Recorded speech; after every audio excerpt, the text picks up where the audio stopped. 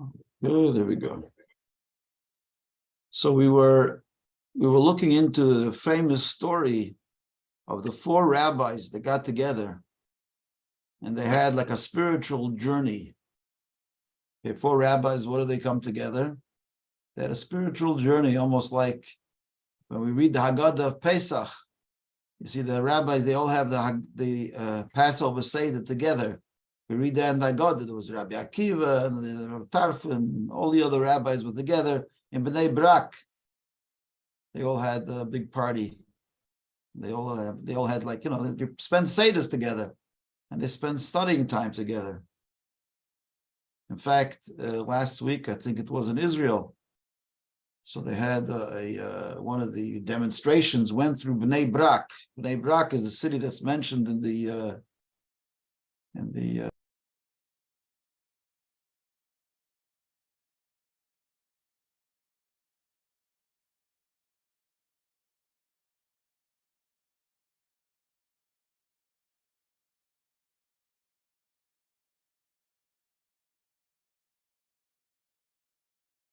Somebody's taken the host away from you.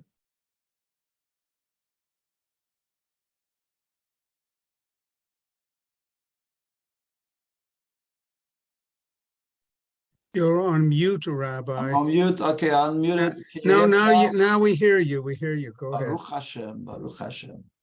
So last week in Bnei Brak, they had a whole tens of thousands of people were protesting the government, So they went through Bnei Brak. So they said it was going to be like a major fight because here they were coming, a bunch of secular Jews were coming into a religious neighborhood. It was going to be crazy. And a few of the religious Jews did something smart. What they did was they put on the radio, the Hasidic radio station, nonstop music. And they asked everybody to put the radio by the windows and to put music. And it was Thursday night, so they had a lot of cholent being cooked for Shabbos. So they put up cholent stands, and everybody that was going past, all the demonstrators were able to get drinks and cholent, and they had music on the streets. So they diffused what they thought was going to be a difficult thing. It was a cholent party. Yes, we can hear. You can't hear? Richard? All those that can hear me, put your thumbs up. Yeah, they all hear me. Helga, can you hear me?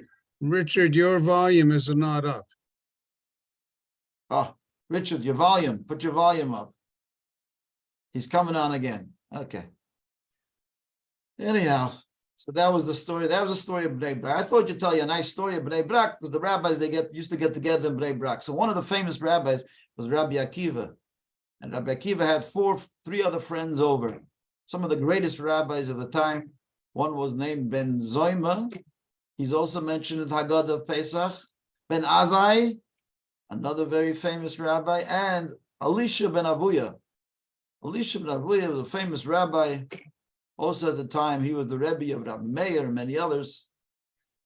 And they all came together. And it says they all had a spiritual experience. What it was exactly, we don't know, but it does say that the four rabbis, they entered into paradise. They went into paradise. Remember last week we said, what's paradise? Paradise is the deepest parts of Torah. We explained last week, the paradise is the orchard. It's an abbreviation for 4 levels of Torah. The pei of paradise is for Pirush, the reish of paradise is for Remez, the daled of paradise is for Drush, and the Samach is Sod. Sod, that's the secrets of the Torah. So that when you learn the Torah with paradise, that means you're going into the deepest chambers of the Torah. And so they had this major experience. They were studying like Kabbalah, they were studying Jewish spirituality, and they all had this great experience. It says they saw something. When they were experiencing this, they entered into paradise, and they saw something, some great vision. Yeah. Like something like the prophets of the old, the Torah tells us that Ezekiel, he saw like a light, different prophets, they saw things. When they went into the higher levels, they were able to see things, and those things affected them in different ways. So these four rabbis, each one had a different experience. You know, they went on this spiritual high. I wouldn't call it drugs, but a spiritual high. They were studying something. They were studying paradise. They entered the paradise, and boom, they saw the light, as they say. In the 60s, they would have called it something else, but today we call it a spiritual experience. So they went on to this experience, and the Gemara says there's a section of the Talmud in Masechet Chagiga, page 15 or 14, somewhere around there, and the Talmud tells us that Ben Azai, he just expired. He passed out. He died as a result of that experience. It was such a powerful experience that he couldn't hold his soul in the body, and his soul just went up, soared to heaven, and he left his body behind. So it says he passed out, passed away. Second rabbi, his name was Ben Zoma. Ben Zoma was also mentioned, like I said, in the Haggadah of Pesach. Ben Zoma, when he saw this light, Ben Zoma, he went crazy. He like cracked up. His mind, like there was so much energy, he had to be taken away to an institution. Just something happened to him, and it says that he went out of his mind. And the third rabbi, Elisha ben Avuya, he became a heretic. Whatever he saw caused him he saw the same thing, but it caused him to go off the track, to become an apikorus, to reject all of Judaism, all of God. Something happened to him that he became a heretic as a result of that experience. It says, besides for Rabbi Akiva, the fourth rabbi, this is where we're up to, Rabbi Akiva, it says, Nichnas b'shalom v'yatsa b'shalom, he entered in peace and left in peace. By the way, this story is actually the reason why we know that it says that not everyone should study the Kabbalah. In fact, some people say you can study the Kabbalah only when you're over 40. So all of you have to go home, because is anyone here over 40 in this class? I don't think so. Everybody's under 40. I can see you're all youngsters. So you have to go. You can't be in this class. All under 40, Rabbi. Auf een Einfuß. Under 40 times 3. They say the Jewish people, we were supposed to, the brachas, we live to 120. 120 is 40 times 3. Right? So that's why it says, because of this piece of the Talmud, it tells us that most of them, 3 out of 4, didn't come back. Only Rabbi Akiva, it says, Nichnas b'shalom, he entered in peace and left in peace. And that's why the Kabbalah is something which Jewish spirituality is kept, was always, all the years, it was kept like a secret, a family secret. It wasn't to be taught publicly, it wasn't to be taught for the masses. It was only kept for certain great sages. And they passed it down from generation to generation, all the way going back to Moses. But you had to be at a very, very high level to be able to study Kabbalah. It's only recently that they started to teach this stuff to people, to the masses. And we'll talk about that soon, why suddenly now there's been such an interest, and why suddenly now has there been a change of course, something which was received. The word, remember we said the word Kabbalah means to accept, to receive from generation to generation. It was a secret that was kept. It was like given to certain people, certain rabbis, certain families, but it wasn't given to the masses. Only recently they start to like teach this to everyone, even to bring it on the internet. And even in our class, we're revealing it on Zoom. And that's something. Zoom, anyone can come onto Zoom, right? Only if you have the password or whatever, you come onto Zoom, right? So we're teaching it to everyone. So why is that the case? But here comes the answer. One of the answers is, why was it that Rabbi Akiva survived? Why did the other rabbis pass out or go crazy or become a heretic? And what was Rabbi Akiva's secret? That he was able to enter in peace and leave in peace. It's actually, if you analyze these words, enter in peace and live in, who cares how he entered? You should just be talking about the way he leaves, right? That he didn't pass out, that he was able to leave peacefully. Why does the Talmud say he entered in peace and left? It doesn't say about how the other rabbis entered. It just tells you they came into paradise, and then they had a very, very radical experience. Only Rabbi Akiva came out like calm. So it seems like for the Talmud, it was important to tell everybody that he entered in peace and left in peace. So really, I think the key is the entering in peace. So if we could say this, the question is, why do you go to paradise? Why do you enter paradise in the first place? So the key has to be, you need to enter in peace, peacefully. You need to enter calm. You need to know what you're coming for. You're coming to a Kabbalah class, why? Is it just because you're curious? Or you want to see the light? Or you want to get some major experience? You want to be able to tell your friends you study Kabbalah? Why are we studying Kabbalah? So the answer lies in these three words, two words in Hebrew, nichnas b'shalom. He entered peacefully. Rabbi Akiva didn't go to see things, to find experiences, to go on a high, to get closer to God even. No.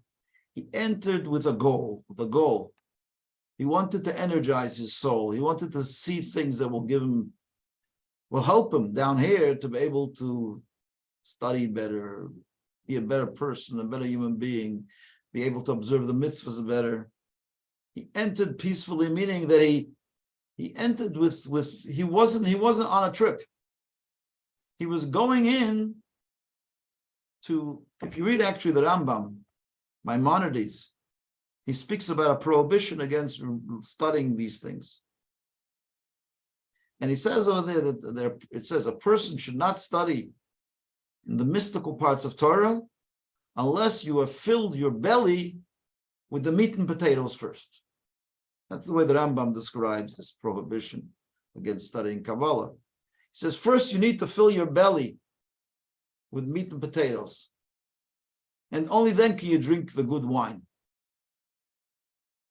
Right? Because like if you just drink wine on an empty stomach, it's not healthy for you, it's dangerous. You have to have, like, before you take some alcohol and go out a little bit, you have to be settled. You have to have, that's the right way the Rambam says. The Rambam says, first must have a person who wants to study the mysticism of Judaism must first fill their belly with meat and potatoes. That's the expression that the Maimonides use. If you look more carefully what the Rambam does say at the same time, he says, it is forbidden to stroll in the garden.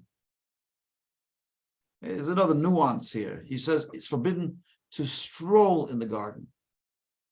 Okay. What does it mean to stroll in the garden? Okay, again, it's like we were saying before. The prohibition against studying the Kabbalah is when you're strolling in the garden. When you stroll in a garden, when you go to botanical gardens or wherever you're going to some beautiful park, you're going to get the sights and you're going to learn about, you're enjoying the fresh air. You're curious about the different plants and you're going to see things. You're having a good time. You can't stroll in the garden until you haven't eaten the meat and the potatoes of Judaism.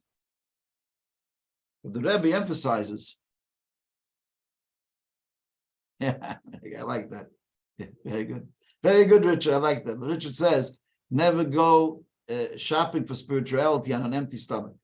Very good. Okay. But this is what the Rambam says. If you're going you're going there just for it's like a park.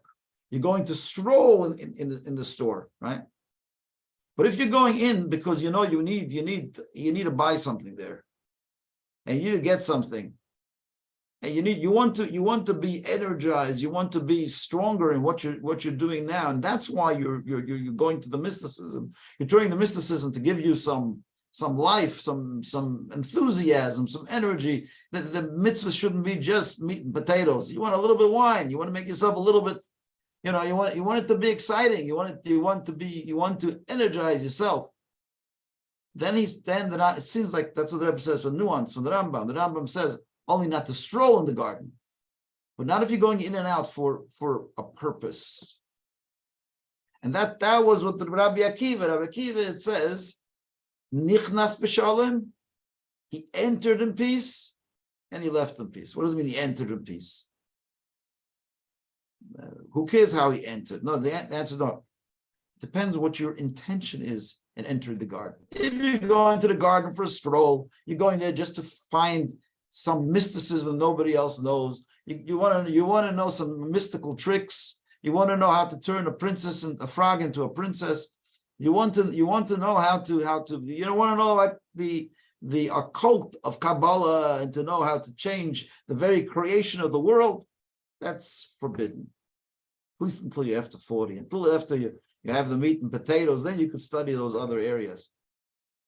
But to go to take what mysticism has a lot of depth and a lot of enthusiasm that can be culled from some of the basic mystical ideas. And that's why you're going into to energize your Yiddishkeit, to strengthen your commitment, to give yourself, make Judaism fun and exciting and happy. And that's a different story. That's not for curiosity. That's not just to learn tricks. It's to become a better Jew. Okay. That's okay, even according to the Rambam. Even according to the Rambam, it says you need meat and potatoes first. That's only to stroll in the garden, but not to. You got my point, more or less. So there was a little bit of pushback when Jewish mysticism started to be taught to people. There was a lot of pushback at some point because they felt it was inappropriate to open up these secrets of Torah to the commoners, to the masses. And in fact, in the Baal Shem Tov's times, just after the Baal Shem Tov had a student whose name was Pinchas of Koretz. He was a colleague of the Maggid of Mezrich. The Maggid of Mezrich was the teacher of all the Hasidic masters that we know of today. The Alter Rebbe, Rabbi Levi Yitzchak Baditche, Rabbi Zusha of Anapoli, Rabbi Melech of Lejensk, Shlomo Karliner. They were all students of the Maggid of Mezrich. Maggid of Mezrich's colleague was a fellow named Pinchas of Koretz. You know, he has a burial place somewhere in Ukraine. We'll see him. Pinchas of Koretz was a very, very great chassid, very sharp one. And he was a rebbe of his own, a leader, a great Hasidic leader. But he also felt that maybe we were going a little bit too far, and he felt that it shouldn't maybe be taught to the masses, Hasidic philosophy, maybe just to keep it to the Chabura, to the group, to the holy group of the big Hasidic masters, but maybe not to give it out to all the Hasidim and all the, At one time, there was a page of Hasidus from the Alter Rebbe, a page from one of his books that was found like in the garbage, because they were printing a lot of books then of Hasidus for the masses, and there was a page that was found, not the garbage, maybe on the floor, and a Pinchas of Koretz saw that. It says, look what's happening. The mystical secrets of Torah, the deepest, the holiest secrets are being desecrated. Found a page of Hasidus, of Kabbalah on the floor somewhere. There was such a proliferation at the time of it, so found the page. He was very upset. And he brought this to the Alter Rebbe. What's going on? And the Alter Rebbe said like this. He said this answer to the Pinchas, I don't know if directly or indirectly, but this was the answer of the Alter Rebbe.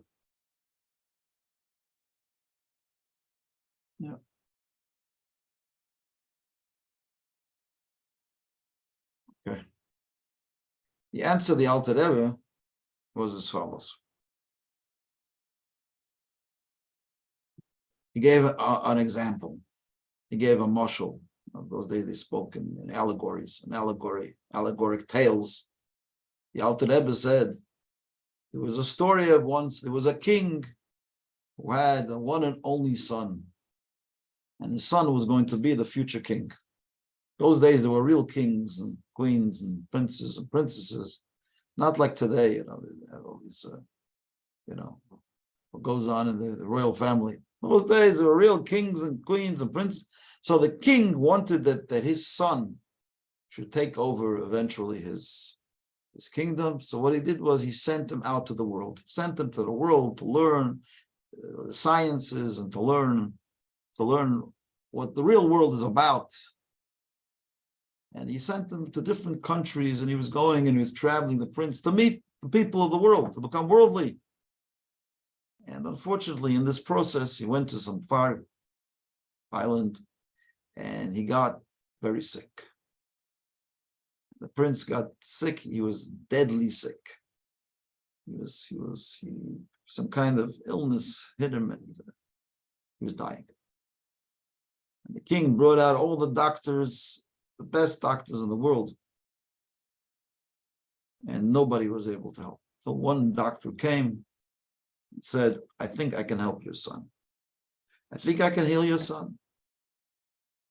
For this, we need to find one of the most precious gems in the world, a specific gem that nobody else, it's like a very rare gem.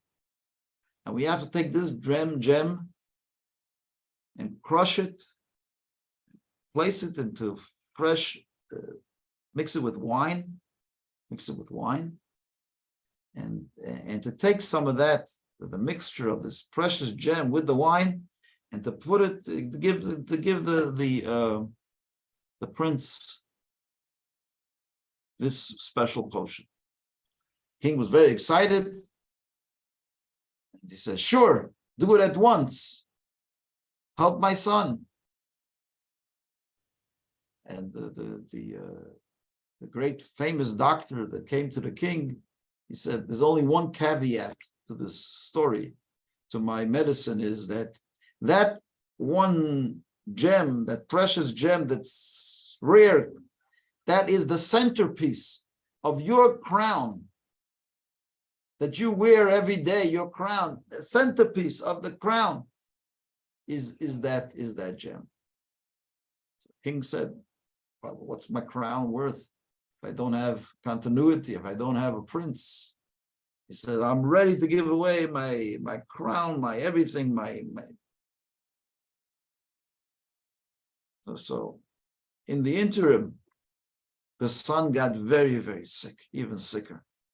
And he was so sick that he couldn't even get up to drink any medicine. And his mouth wouldn't even open. And they asked the king, "Should we still continue to take out the gem from your crown if we know that he's not even able to put it in his mouth?" The king says, "Of course." He said, "Doubly so." So I want you to take it out, crush it until it's fine, mix it with the finest wine, and take it with a cup, with a straw, and place it on the mouth of my delicious, my beautiful son. And maybe one little drop of that medicine will go into his mouth and go down his throat and cure him. It's all worth it. Even for one little chance that it will help. So the Alter Rebbe said, this story is all an allegory. It's all says, this is the story of the Jewish people today. So Pinchas said, "What are you talking about?" He says, "That's it. Shem is the king, obviously. And the Jewish people, these generations, the later generations, it's not like the old generations were big righteous people. We're not so perfect. We have a lot of foibles. We have a lot of problems. We're imperfect. And we need to cure the generation. We got sick. We are the prince, the Jewish people. We are the prince of Hashem. We're sick. We're not keeping doing what we're supposed to do, and we become spiritually sick, so to speak. Right? So Hashem says, "Go ahead, take the secrets of the Torah." Who cares about the Torah if there's no Jewish people? The whole Torah is just for the Jews. The whole Torah is Daber b'nei Yisrael. Speak to the people of Israel. Speak to the people of Israel. Give the people of Israel. Talk to them. If there's no Jewish people, no future, no continuity, what do I need the whole Torah for? The whole Torah is to make the Jewish people better, to improve us, to make us a better people, right? If there's no Jews, what's going to be? I am prepared, Hashem said, take in my crown itself, take my favorite diamond, my favorite gem, crush it, put it into wine, crush it, mix it up. What's crush? Crush it means, okay, there's going to be some desecration along the way, right? Maybe one little drop of this secret knowledge of Torah will make us better Jews and better people, and spiritually heal us. That's the key, to spiritually heal us. So in our generation, not such a great generation, maybe we're a little bit less than the holy generations of the past, but this is what the Rebbe said. Our generation, we have to take that precious gem of Hashem, the secrets of Torah, and bring it to where? To the farthest corner of the earth. Squeeze it and desecrate it and bring it. And even though we're going to put all of this onto the internet, and who knows what else is on the internet, it's a place of impurity, a place where the same screens that we're all looking at, 5 minutes later, who knows what's going to come on there, right? But Hashem wants that we should find, channel it, bring a little bit of the Torah, not just the Torah, but the secrets of secrets, the deepest secrets of the Torah should be all revealed. And that's what the Kabbalah did, and that's what Hasidus does. It brings the secrets of the Torah into the world. Now, as we said before, that the Kabbalah is received from generation to generation. It went down from generation to generation. So it started off with Moshe Rabbeinu. The tradition is that Moses himself received the secrets of the Kabbalah, and he passed it down to Joshua. Joshua to the elders, went down from generation to generation.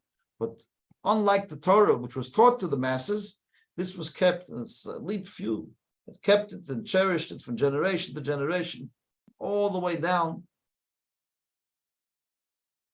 to Rabbi Shimon Bar Yochai, who wrote the Zohar in the times of the Mishnah, the Talmud.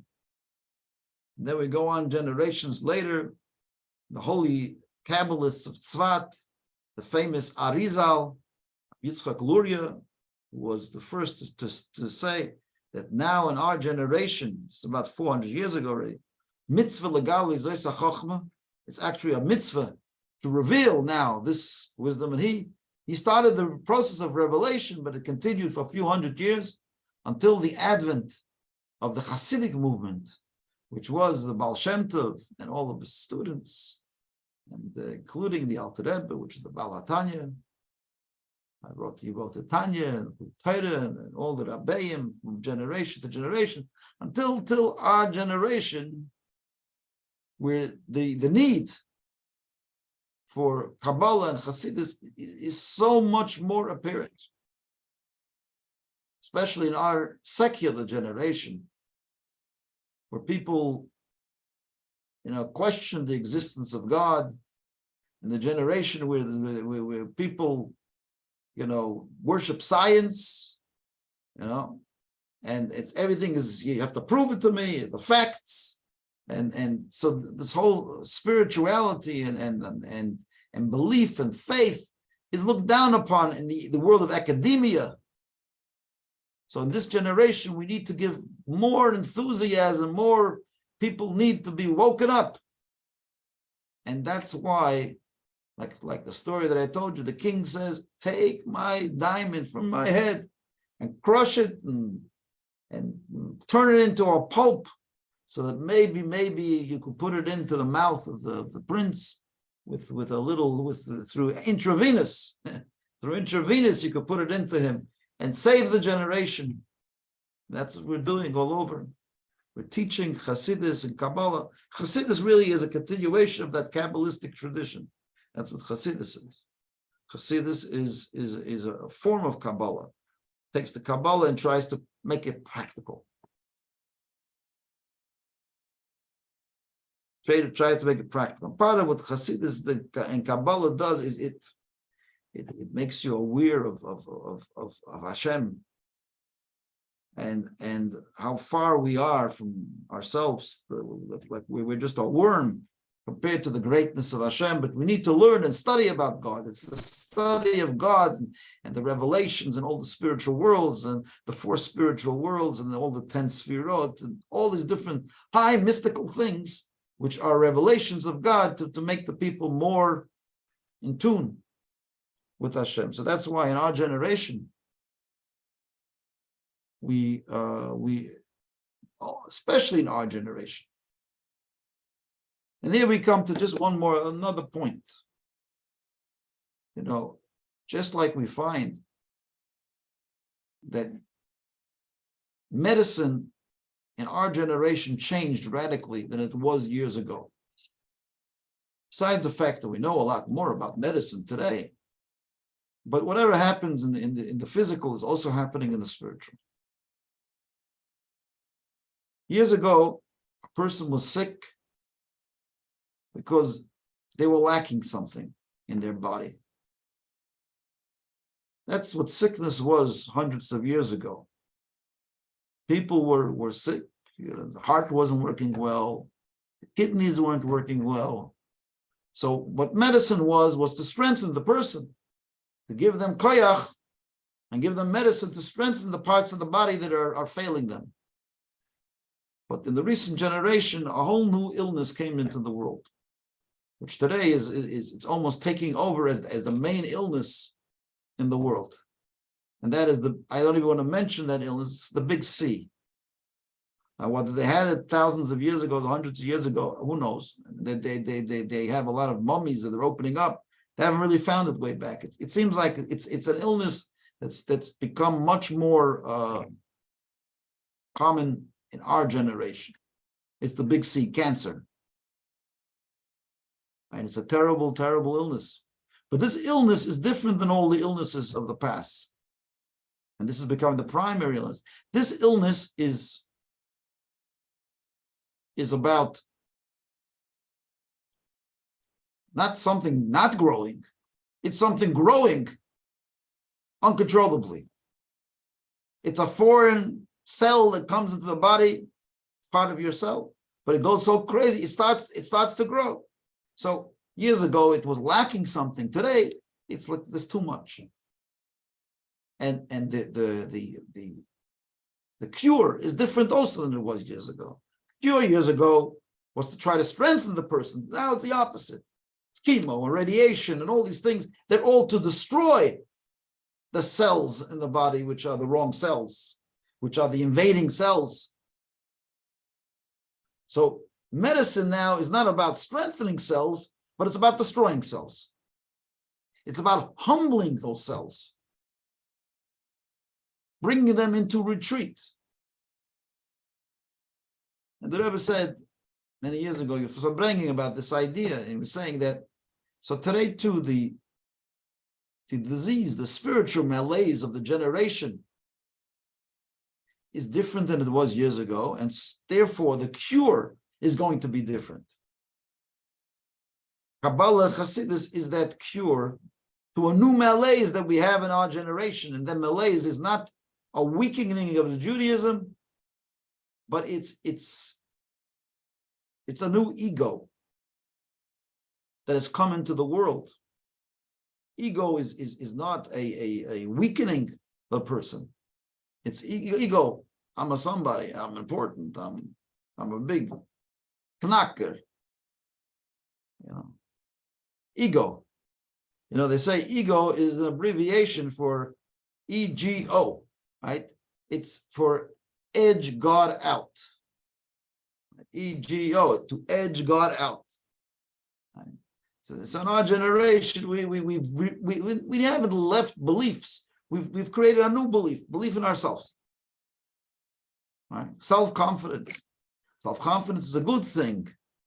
But now when it becomes egotistical, I know everything.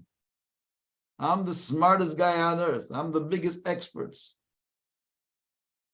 I don't need God. I'm good on my own. I'm self-sufficient. So, and we have what to be proud of in our generation. So many discoveries and so much science and so much philosophy and so on. Okay? But not that the hubris is no good. The ego is no good. And so the cure for hubris, the cure for ego, the cure for things growing out of control as opposed to disappearing is a different kind of cure. And that's what the Rebbe said, that's what Hasidus is. And Kabbalah, it's about bringing the person back in check.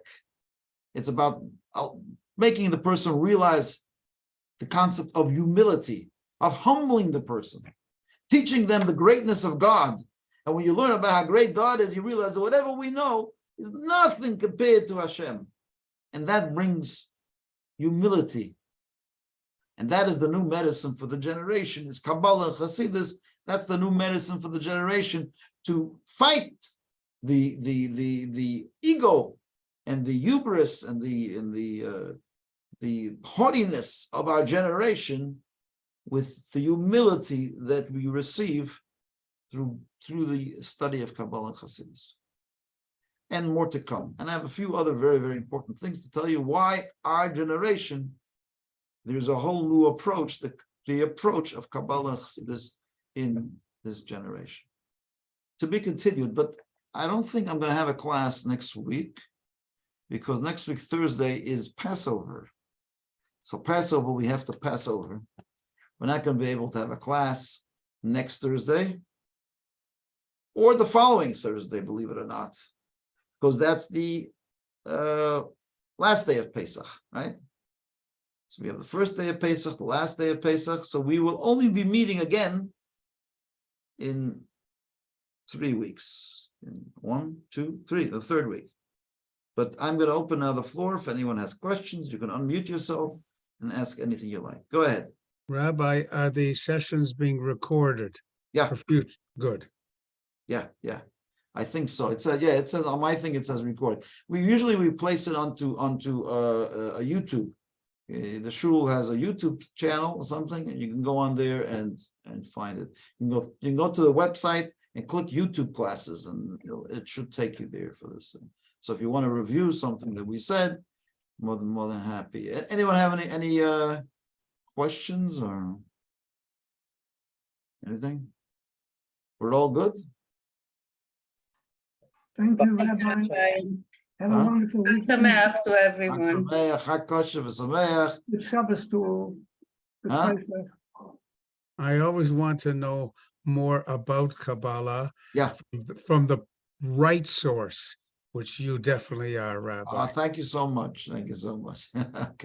Okay. So to be continued, we'll teach you a little bit to the best of my ability. And Hashem should bless you all. Have a beautiful Seder. Enjoy the matzahs and the more matzah, less more for the year. Okay. Good Shabbos to everybody. Thank you, Rabbi. Thank you, Rabbi. Bye-bye.